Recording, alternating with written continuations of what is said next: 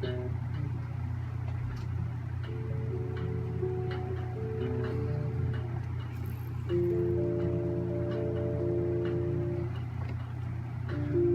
what I like to do is take a small little piece of tape, find the tag end,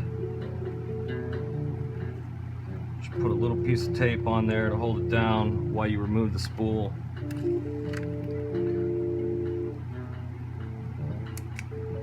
Alright, there we remove the spool. Now we're going to start working from the handle in. Remove the handle nut retainer screw.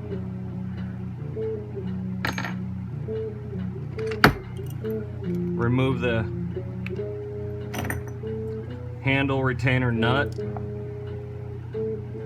Lay all these parts out where you can in a way that you can remember how they go back on. So then I remove the handle, remove the star drag, remove the spring underneath the star drag. Make sure you don't let that fly off when you remove the handle. So always hold pressure on everything that's mounted on the crankshaft while you're pulling it off. That'll prevent you from losing any of it. So then I'm just going to keep working my way down until I get to the inside of the reel.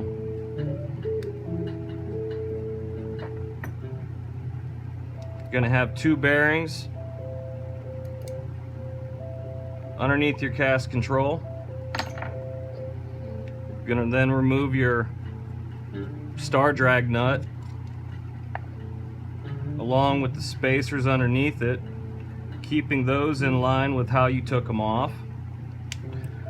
Now that we're all the way down to the anti-reverse roller bearing sleeve or inner tube, whatever you want to call it, then I'm going to pull, while I'm holding pressure onto this side plate, I'm going to loosen all these screws. I'm going to lay them out exactly how they are oriented in the actual side plate. Then you got this last one right back here on the side in the front. There we go. We just pulled off the side plate. Got your anti-reverse roller bearing sleeve. Got your side plate.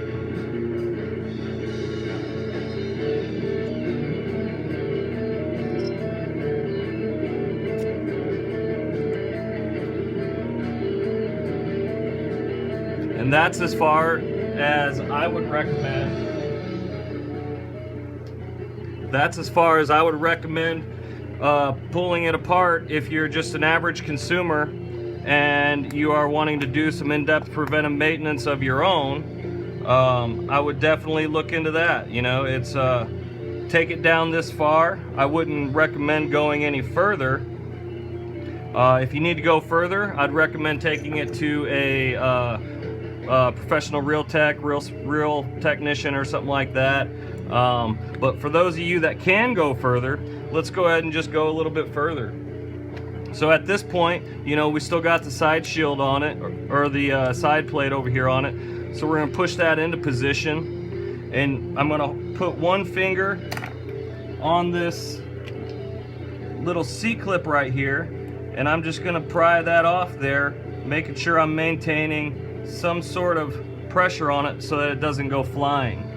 Alright, then I'm just going to slowly pull this off there, making sure that this spring stays there. I'm going to set that down and leave it where it's at. Alright, moving on. From here, I'm going to pull off the actual crank by removing these two screws.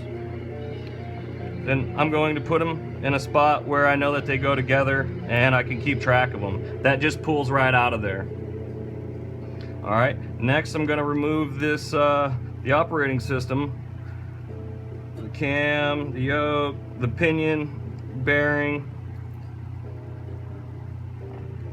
I got both my screws out of there.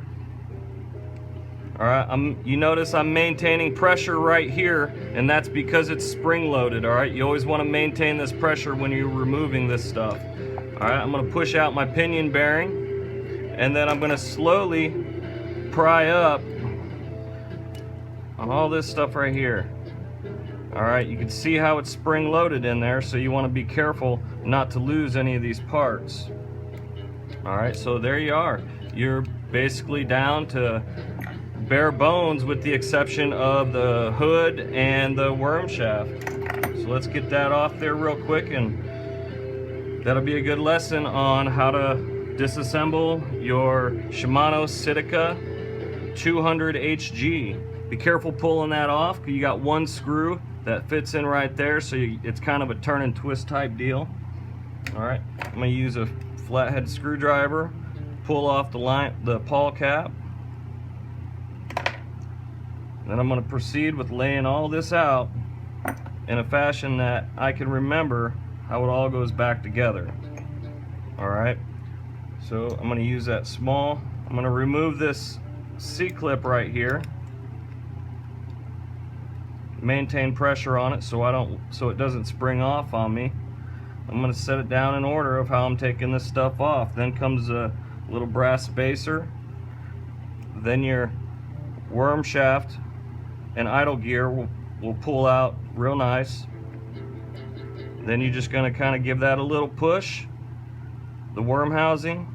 Then all you've got left is the actual line guide and the support bar that it runs on. All right, then you're just going to pull this support bar out from the left, lay that right there. There you are. I think that's as far as I would recommend anybody taking this thing apart, unless you're doing what I'm doing or you're a professional reel tech. So thank you guys. Do everything you can to keep your reels clean, and if you need anything, give me a call at 512-294-3155, or find us at PapaChopsATX.com, or tag us on Keep Boston Fishing on Facebook. Thank you, everybody. Have a good day. Hope this helps.